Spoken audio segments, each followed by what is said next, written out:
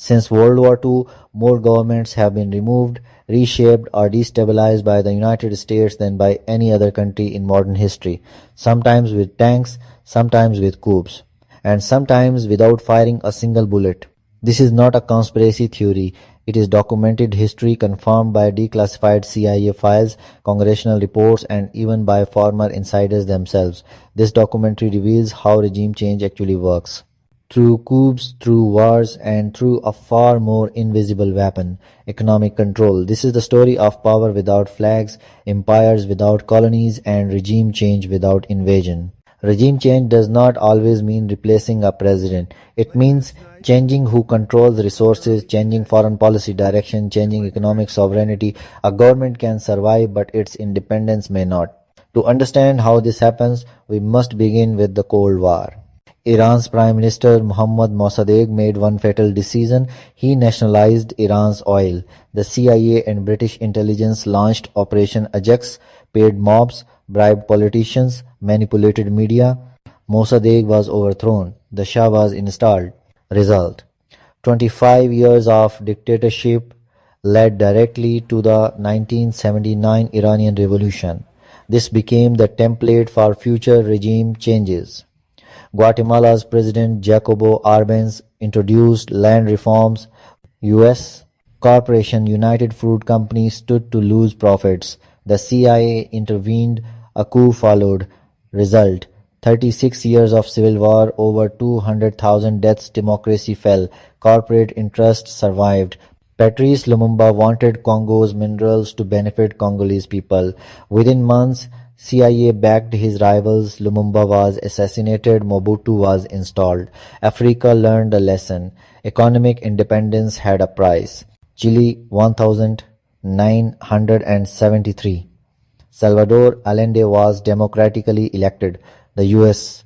response: economic sabotage, political destabilization, support for military generals. On the 11th of September 1973.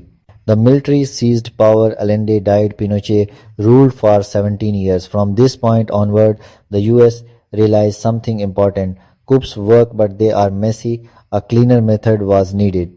In the 1972 regime change evolved, not through generals but through economists. John Perkins, in Confessions of an Economic Hitman, describes a hidden system. Economic hitmen operate in 3 stages. Convince leaders to accept huge loans. Projects benefit U.S. corporations. Countries fall into permanent debt. If leaders resist coups, assassinations, accidents. Only if everything fails. President Jaime Roldos refused unfair oil deals. He died in a mysterious plane crash. Perkins calls this the work of jackals. Torrijos negotiated Panama Canal sovereignty. He died in a plane crash in 1981. Years later, Noriega resisted U.S. control. U.S. invaded Panama in 1989. Debt failed, jackals failed, the military stepped in. U.S. funded Mujahideen. USSR collapsed. Power vacuum created Taliban. Short-term victory, long-term disaster. Saddam Hussein nationalized oil, rejected IMF-style control, sanctions weakened Iraq. Then came invasion. No WMDs were found. Result: state collapse, sectarian war. ISIS, Gaddafi proposed. Gold-backed African currency, oil independence. NATO intervened. Gaddafi was killed. Libya collapsed. Today, regime change is quieter. Tools, sanctions, media narratives, NGO pressure, legal delegitimization, economic isolation, sanctions, parallel governments, economic warfare, no invasion needed. Political backing of protests. Government shifted westward, triggered long-term conflict. Why does the US do this? The reasons are not mysterious. Control of resources, strategic dominance, protection of global financial order, maintaining credibility as a superpower. The method changes, the goal does not.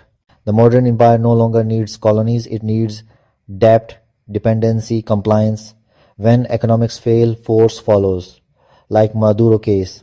Regime change today is less about removing leaders and more about controlling choices. The tragedy is not just the fall of governments, but the loss of sovereignty. If this documentary changed how you see global politics, subscribe to Knowledge Suitcase. Because real power is not always visible, but it always leaves consequences.